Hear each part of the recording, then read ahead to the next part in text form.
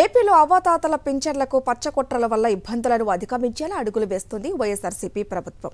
1వ తేదీ నాటికి టంచనగా అందించే పింఛన్లను నిన్నటి నుంచి పంపిణీ చేస్తోంది. ఇవాళ దాన్ని కొనసాగించేలా చర్యలు చేపట్టింది. బ్యాంక్ అకౌంట్లు లేని వారికి ఇంటికి వెళ్లి పింఛన్లు అందించాలని రాష్ట్ర ప్రభుత్వ చీఫ్ సెక్రటరీ జవహర్ ఆదేశించారు. దీంతో సచివాలయాల ఉద్యోగులు నేడు కూడా ఇంటింటికి వెళ్లి అవ్వాతాతలకు పింఛన్లు అందించనున్నారు. నిన్న మేడే సందర్భంగా సెలవు అయినప్పటికీ రాష్ట్ర ప్రభుత్వ లబ్ధిదారులకు టంచనుగా పింఛన్ అందించింది. 48,92,503 మంది లబ్ధిదారులకు 1,471.22 కోట్ల రూపాయలను నేరుగా డీబీటీ విధానంలో వారి బ్యాంకు ఖాతాల్లోనే జమ చేసింది. అలాగే దివ్యాంగులు, దీర్ఘకాలిక వ్యాధిగ్రస్తులు, మంచానికి లేదా వీల్ చైర్కే పరిమితమైన మరో 16,57,361 మందికి వారి ఇళ్ల వద్దే పింఛన్లను పంపిణీ మొదలుపెట్టింది.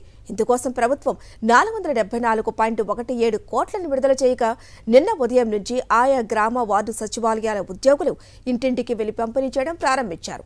మిగతా లబ్ధిదారులకు కూడా ఇవాళ పింఛన్లు అందించాలని ఉత్తర్వులు జారీ చేశారు సీఎస్ జవహర్. గత 5 ఏళ్లుగా వాలంటీర్ల ద్వారా లబ్ధిదారులకు వారి ఇళ్ల వద్దే ప్రభుత్వం పింఛన్లను అందజేసింది. అయితే చంద్రబాబు, పవన్ కళ్యాణ్ తమ కుట్రలతో వాలంటీర్ల ద్వారా పింఛన్ల పంపిణీ జరగకుండా అడ్డుకున్నారు. దీంతో ప్రతి నెల 1నే ఇళ్ల వద్దే పింఛన్ల సొమ్మును అందుకునే లబ్ధిదారులు గత నెల నుంచి ఇబ్బందులు ఎదుర్కొంటున్నారు.